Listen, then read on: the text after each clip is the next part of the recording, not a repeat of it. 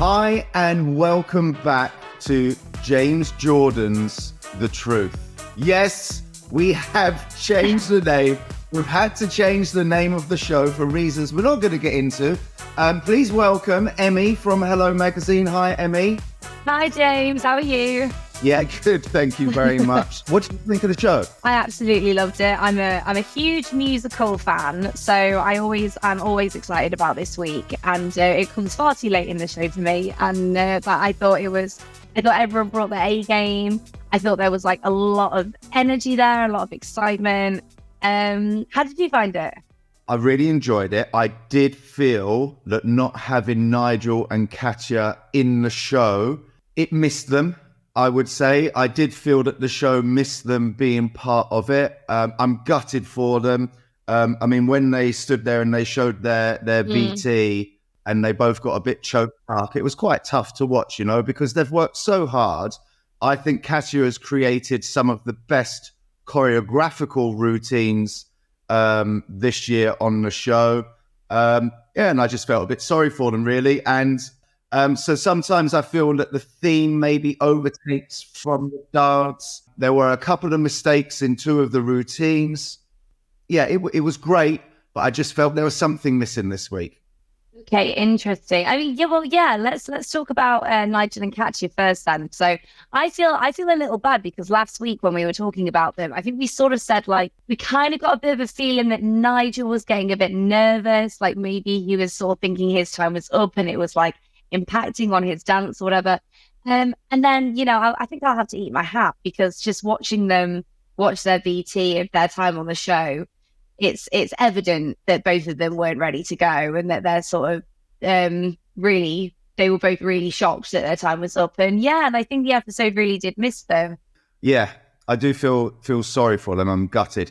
And this is the problem, you see, when you have other professional dancers being involved in a dance, which gives you the opportunity to then do silly things like jumping off of stages into people's arms or whatever he was trying to do, which has then injured him. Yeah. I'm a purist, okay? So I don't feel strictly needs all that. You know, Johannes and Annabelle did a beautiful dance without any other professionals in the show. Yeah, I just feel that I'm gutted for them, really gutted for them. But it wouldn't have happened if they weren't trying to do silly things like jump off stages and things like that. Stick to the ballroom and Latin dancing maybe, and they'd still be in the competition. With the injury, obviously, I completely see what you're saying. Obviously, injuries can just happen, can't they? Like Jamie Lang got his ankle before the show even started in rehearsal. So, but you could tell he was in a lot of pain when he was talking. Actually, he was sort of holding his rib and said he was on a lot of pain meds and stuff. But bless them for coming back. And I would have been so interested to know who would have been in the dance-off. Looking at all the comments and things like that, Bobby would be safe. Leighton is probably going to be top of the leaderboard. More difficult for him to drop into the bottom two. No. So, I think he would have been in the danger zone, let's say. Not saying that that's necessarily right or who I would put there. The show must go on. And how weird having the show without a dance-off. I feel like the stakes just, you know, with no stakes, it's kind of weird to watch. It's like there's no tension there whatsoever. It's just like these guys are all fine. They can do what they like, basically. The thing I found more weird was that the judges kind of were pretty spot on with their voting. Now, the way the leaderboard ended up at the end, I wouldn't necessarily agree with totally. The way they marked it, there was no silly marking, like where someone was giving someone a 7 when it deserved a 9. I don't like the fact they're carrying the points over because that week's gone now. They should have said, right, you're all going through. The fact that they've carried it on, it's easier to manipulate the scoreboard. So Leighton's already got a 4-point advantage on Ellie. That means next week, even if she comes out and gets 40 and he gets 38, he's still going to be in front of her. Yeah. So I find that a bit annoying. And also, there's 4 points between Leighton and Ellie, but only 2 points between Ellie and Bobby. But the difference in level between Ellie and Bobby was far greater than that of Leighton and Ellie. Ola said to me she felt that Ellie and Vito's dance should have got 4 10s. Right, okay. And I disagreed with her because I'm very traditional. I thought the routine was brilliant. I'd actually pay to go and watch it. I thought it was that good. But I didn't give it a 10 because they're supposed to be doing the quick step. And although there was quick step, I would have liked to have seen a bit more. That's me being really, really harsh. Vito in a wig, wasn't too sure about that, but it's fine. I can get past it. We'll move on. So next up we had Annabelle and Johannes, and they performed to For Good from the Wicked soundtrack. Big fan. And it was a foxtrot. So what was your takeaway? My feeling was they're doing another dance with exactly the same feel that they have the last 2 or 3 weeks. A bit forgettable, that one for me. You're not going to remember her foxtrot. They made quite a big mistake towards the end. Shirley did pick up on the mistake. When they were talking to Claudia afterwards, Johannes was like talking about the relief when she was back in Holes, and it's like, oh, that's where she belongs. It's like with me. So yeah, I think they've obviously found the thing that works for them, and it's like, okay, this is how we do this. But if I was Johannes, I would be doing exactly the same thing. You do what your celebrity does well, right? But as a viewer, I've seen you do that well. And I personally want to see something else now. So next week, I'm hoping they're going to bring something new and fun and exciting to the table instead of the balletic kind of sultry feel of dance that they've done the last 3-4 weeks. Yeah, absolutely. I think, you know what? There's a little part of me that wonders whether they thought this week was their week. But that song's like, it's all about friendship. It's all about saying goodbye to one another. You know, it is interesting to see whether they can bring it or not. I'm looking forward to it. At this stage, we are looking for the Strictly champion, right? Who deserves it the most? And if they're going to be in the mix, which they are because they're through to the semi-finals now, I have to be a little bit harsher with them. And I need to see another style of dance that they do as well as they have done the last 4 weeks. Next up, we had Layton and Nikita's Paso. And I think we both have a lot to say about this. So what did you make of it? I thought it was fantastic. I loved it. From beginning to end, I thought the routine was full on. There was a lot of people I noticed on my Twitter feed saying they didn't feel it was a proper traditional paso. But I think maybe that's more to the music, because of the music that they were dancing to. It wasn't a traditional track, so it didn't have the same feel necessarily.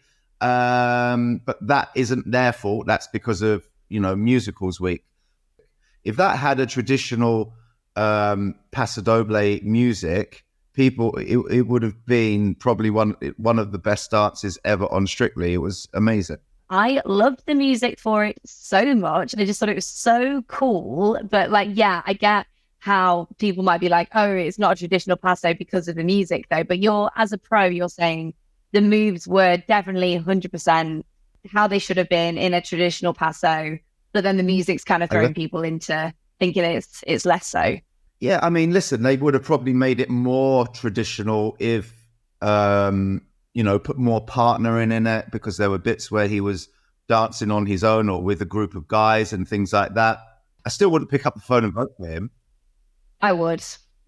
I'm kind of hoping he's kind of becoming my winner now, to be honest. Oh, really? I mean, I know you're a Layton and Vito #1 fan, and they have been amazing. They were standing there saying that Layton has been getting so much hate about the fact that he's in the show. Well, I think that's disgusting. I can stand here and say that I wouldn't vote for him, and I wouldn't want him to win because I feel he's got too much experience. Doesn't stop me enjoying his performance and loving what he's doing. I know that he's getting hate for other things, which I think is absolutely disgusting. And I actually feel really sorry for him because it's not his fault. He was asked to do this show. He was asked to do Strictly Come Dancing. He'd be a fool to say no. What I find interesting, and I do agree with you as well, that it's like, where's the line here for when a pro dancer has too much experience and probably shouldn't be on, because the idea of a pro coming back from a few years ago and dancing on the show, it does seem ridiculous. Incredible dance, and it's funny because we've had all this talk about him being a pro and whatever. I honestly couldn't tell who was the pro out of him and Nikita. I actually thought he was a bit better than Nikita. To be well, honest. Nikita actually, if we're going to be totally honest, Nikita did actually lose his balance at one point where he was doing this, and he kind of had a little moment. But let's move on to the last couple, Bobby and Dianne. Oh God! Like the lift, like the second lift. Sorry, I felt like I was living on the edge watching that. It was very stressful because you could see that it just didn't work out 100% the way it should have done. But I thought it was an amazing dance. I thought it was really cool. I thought Bobby looked great as Patrick Swayze. I think very well deserved places in the semi-final. But not his best dance. What did you think? I agree with pretty much everything you said. Not his best dance by a long way, and no one does Patrick Swayze like Patrick Swayze. He is my idol. He's probably the reason that I got into dance and stayed in dance, because he made it cool. He was sexy. They're taking on probably the most iconic dance in history. I don't think that anyone can think of another dance that is as iconic as the Dirty Dancing dance. I really don't. So the audience are already captivated. I'm at home, goose pimples on my arms, because it means something to me as well. So I'm watching it and I'm going, go on, my son. He did an okay job. But the pressure with that lift, can I just say, I don't think people see it's just straighten your arms and hold the girl there. That lift is so difficult. I've done it for years and years, and I don't always get it right. It's such a hard lift. He's clearly done it before, because I saw Dianne post a picture of him in the perfect position. I mean, I couldn't do it better myself. With her above him, it just looked amazing. But when that music's going and you get one shot at it, you don't get to do it again and again and again. There's no practice lifts. You've got one go, and the adrenaline going through your body. It puts things in a slightly different place. I admire the fact they went for it, especially at this stage of the competition. I still think that dance would have got them through, because even though it wasn't their best, it still gave me a really warm feeling inside. Yeah, same. I've got to say as well, when Bobby said no one puts baby in the corner, I was like, I had to hide my face a little bit. Next week, the danger zone is basically who's not going to be in the finale. So I think one couple, James, who are we thinking won't make it to the final? As much as I've loved them the last 4 weeks, it has to be Annabelle. I really love them as a partnership, but I feel Layton, Ellie and Bobby all really deserve their place in the final more than Annabelle. I agree with you. I mean, obviously anything can happen on the night, and we will see. But I think and they, they've been incredible competitors, and I've loved their partnership. But yeah, I think Bobby, Layton and Ellie are the finalists in my mind. And who do you think will be in the bottom two with them? Maybe between Ellie and Vito and Bobby and Dianne, the bottom two with Annabelle and Johannes. I don't know. I just feel like Layton and Nikita will be safe. It's so stressful. What do you think? It is so hard to call at this stage. I do feel that I'm putting money on it that Annabelle is going to be going home. It just depends who with. If Layton, I think, is going to be top of the leaderboard, which makes it much more difficult to drop down. Yeah. But I still have, it depends who's getting second and third highest vote. There's so many things to take into consideration, because people say, oh, it's really easy for him to drop into the bottom two, but it does depend who else is getting what vote.